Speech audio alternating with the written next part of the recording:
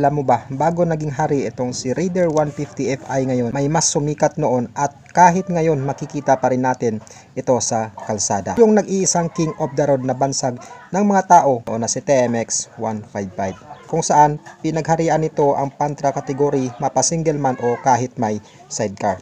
Maraming nalungkot sa pagkawala nitong TMX 155 sa merkado. Bukod kasi sa matipid sa gas, ang motor na to is matibay talaga at malakas pa. Masasabi natin na pang all around talaga ang motor na to, pag single, pang sidecar, pang racing, pang show at halos nasa kanya na lahat ang hinahanap mo. So maporma, lakas na dating, pang matagalan talaga ang motor na ito.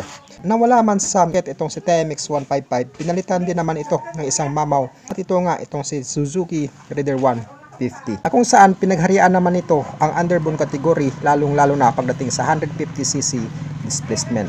Pumakot din ito ng iba't ibang parangal at marami talaga itong napatunayan na siya talaga ang hari or king of underbone. Planong 2009 hanggang ngayong 2024, pinagharian pa rin ito ang underbone category. Maraming sumubok akunin ang prang corona nito sa pagiging hari, wala pa rin nagtagumpay. Dahil na rin sa katangian nitong malakas na power output at sa napaka-slim body design ng motor na to na itong si Raider 150 Fi, kaya ito naghari sa underbone category. Samahan mo pa ng DOHC liquid cooled system at mayroong 6-speed manual gear. Pero kung kayo ang pagpipiliin sa dalawa mga idol, alin nga ba ang the best sa kanila? Itong si Raider 150 Fi ba o kaya itong si TMX 155? Tiyak na mapapahanga ka sa dalawang ito.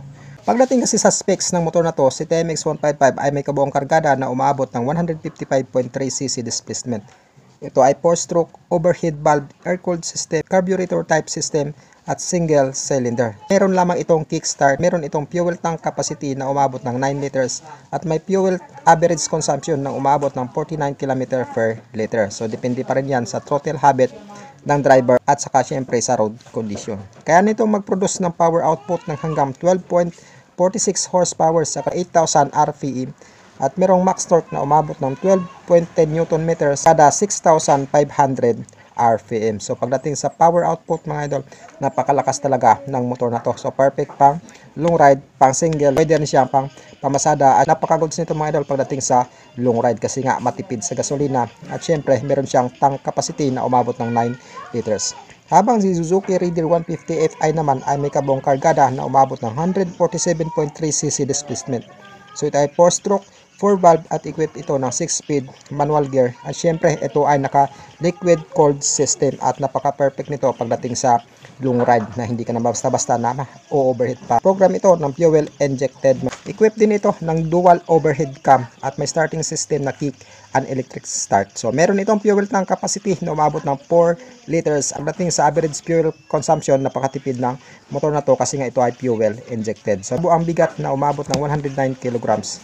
So kaya nito mag-produce ng power output ng hanggang 18.2 horsepower sa kada 10,000 RPM at meron itong max torque na umabot ng 13.8 Nm sa kada 8,500 RPM. So when it comes to power output mga idol, talagang paghaharian talaga ni Raider 150 Fi ang underbone category dahil na nga sa power output niya na napakalakas na umabot ng 18.2 horsepower sa kada 10,000 RPM at meron siyang torque na 13.8 Nm sa kada 8,500. So masasabi natin na siya talaga ang king of underbone ngayon pagdating sa 150cc displacement kasi nga siya lang naman ang may pinakamataas na horsepower pagdating sa 150cc displacement. Kung kayo pagpipiliin mga idol, alin sa dalawang motor na to ang pipiliin mo or alin ang sa dalawang motor na to ang pinaka-the best? Itong si TMX 155 ba mga idol o kaya itong Suzuki Raider 150 Fi na the legendary king of the road ba ang pipiliin mo or ito bang si king of underbone? So paki-comment na rin ang comment nyo sa comment section mga idol para mabasa natin. So para sa akin mga idol, wala akong masasabi sa dalawang motor na to kundi the best talaga. Si TMX 155 ay pwede kahit saan mo gamitin.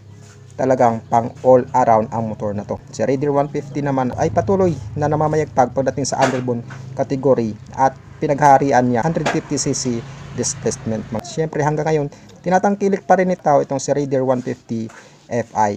Until ngayon mga idol, hindi lang na-peace out itong si TMX 155, I think isa din ito sa the best na motor mga idol at naghahari pagdating sa Pantra Motors. Tinatangkilik talaga ang motor na to mga idol ng mga namamasada. Kahit nga hindi namamasada, tinatangkilik talaga ang TMX 155. So hanggang dito na lang yung video natin mga idol. Huwag kalimutang i-share ang video natin bilang suporta mo sa YouTube channel ko. At like at follow mo na din ako sa FB page ko. This is Bukidnon Vlog TV. Ride safe at ingat palagi.